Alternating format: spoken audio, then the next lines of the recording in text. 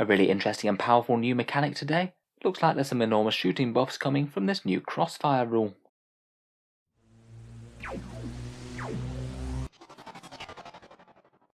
Hello and welcome back to Warspets Tactics, the strategy focused 40k channel, where today we're talking about a new Games Workshop preview, and it's one of the first major rule mechanic shake-ups for the Genestealer cult.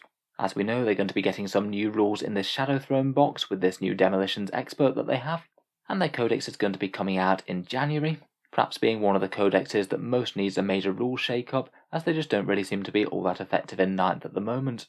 I must admit, this mechanic does look really quite strong, and I also really like the way that it works as well. It feels really visceral and immersive, and might well make the shooty ambushes of Genestealer cults a bit more worth it, along with all their brutal melee options. So overall, this mechanic is a way to focus fire and use positioning to get massive shooting buffs against exposed enemy units, and if the cults can manage to focus fire on those units, it means that their entire army is going to get far more efficient against them. I do think that this is really quite appropriate for the Genestealer cult. Their whole thing is rising up, and perhaps being a dreadful guerrilla warfare faction to fight, not anywhere near as well equipped as virtually any of their foes, but able to make great use of their small arms and looted equipment to absolutely punish the opponent if they can manage to ambush them properly. In general, I think that this is already quite well reflected in the Codex right now. Most of their shooting tends to be really quite underwhelming for the points cost, at least compared with the stronger things in 9th, but already they do have some fairly decent access to shooting buffs. Things like that Jackal Alphys' +1 to hit is really quite nice, and it allows their small arms and improvised weapons to do far more damage than you might expect. This rule seems to be like that but on steroids and generalised across the whole army, and it's super nice that it doesn't rely on anything like stratagems or command points to be able to make it take effect.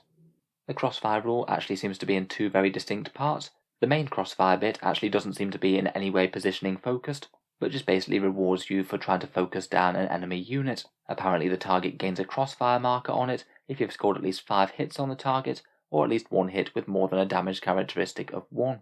That's going to be fairly doable if you just dedicate a bit of small arms to them, but I guess maybe it's just minimum requirements so you don't just ping say 1 autogun into the target and get the buff without really targeting the unit meaningfully at all. Perhaps things like grenade launchers might be quite a good choice for doing that. Seems like a decent way of handing out a multi-damage shot for very, very cheap. From there, once you have got the Crossfire marker on the unit, the rest of your armor's shooting gets a casual +1 to hit against that target. With careful planning, that could mean that the vast majority of your army is usually going to be hitting on a +1, and provided they do have at least some efficient shooting in the Codex, though I guess that remains to be seen, that's potentially great news for the cults being able to shoot you to death just that little bit easier. We've certainly seen recently just how dangerous +1 to hit shooting can be with armies like Orcs, though admittedly the Genestealer cults have far fewer options than they do, so I think the jury will still be out on how good it's going to be until we see the book in full.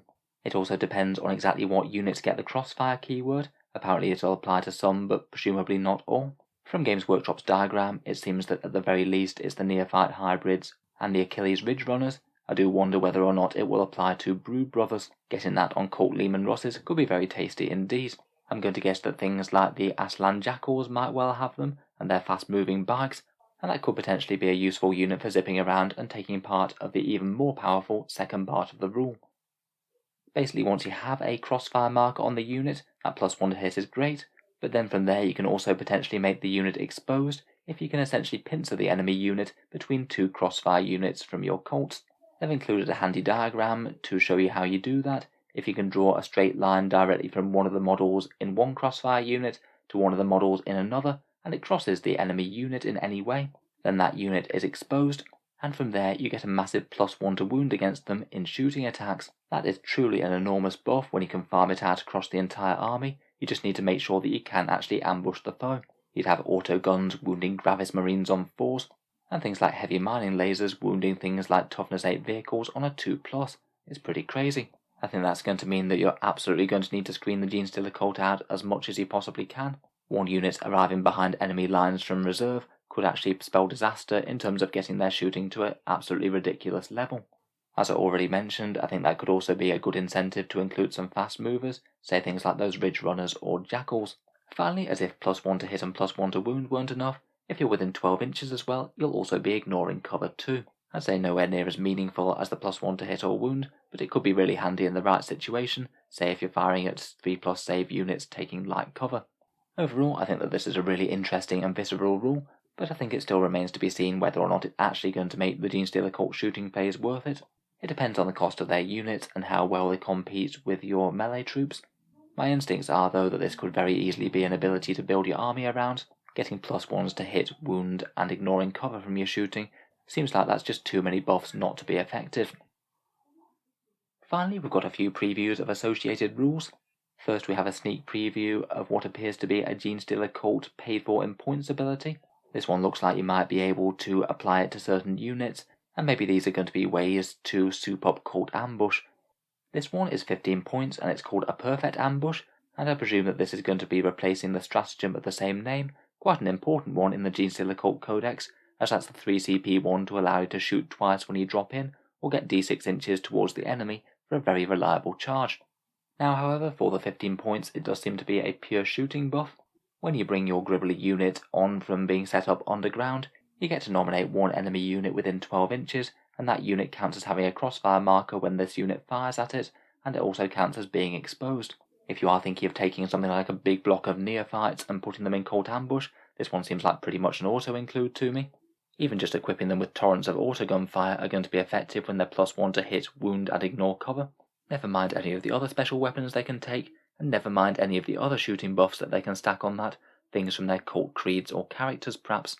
In general though, I suppose Genestealer cults have never really had too much damage from inflicting damage out of Deep Strike, but in 9th edition it's just not really all that efficient to have that for the entire army, just in case most of your army is just screened back to your own deployment zone. Finally, we've got a couple of stratagems that also seem to interact with these crossfire markers. For 1 CP you can have covering fire, and until the end of that turn, that crossfire unit can't fire Overwatch, set to defend, or perform heroic interventions. To be honest, that could be really quite useful in a couple of different ways. First up, just ignoring Overwatch is really quite handy. Genestealer cultists do tend to be pretty fragile when they're charging in, and a few bolt or flamer hits could certainly bring down a significant portion of the squad if you get unlucky. Having another option to just turn off Overwatch when you need it is going to be quite nice. However, I do think that one of the biggest things for just gaming around is that preventing heroic interventions bit. Say for example, if you had a Sanctus sniper and you managed to put a crossfire marker on the unit that he targets, you could effectively keep that character out of the fight phase even if he's right up and protecting a nearby squad. It could perhaps allow you to chew down on the squad that he's protecting, know that he can't heroic intervene this turn, and then he's going to have to fight the entire squad next turn when you've hopefully dealt with whichever squad he was with. It's really quite a powerful ability, though of course you will have to be able to target the character with something to be able to actually get that marker in the first place. Finally, we have another really interesting one called Coordinated Assault. This is 1 command point, and this is basically a Fights Last ability for a unit that has a crossfire marker on it. Fights for Last is a really important ability for dominating the fight phase, again perhaps particularly so for Genestealer cults, that's because they're so fragile and interrupt could easily just wipe out an entire squad. If you can stop one unit fighting until they're last with this, and then maybe have other abilities throughout the army that might be able to do it, that really bodes well for cutting things to bits in the combat phase, and could give you a little bit of planning ahead that you can do in the shooting phase, deliberately putting crossfire markers on the unit that you need to actually make fight last in the fight phase.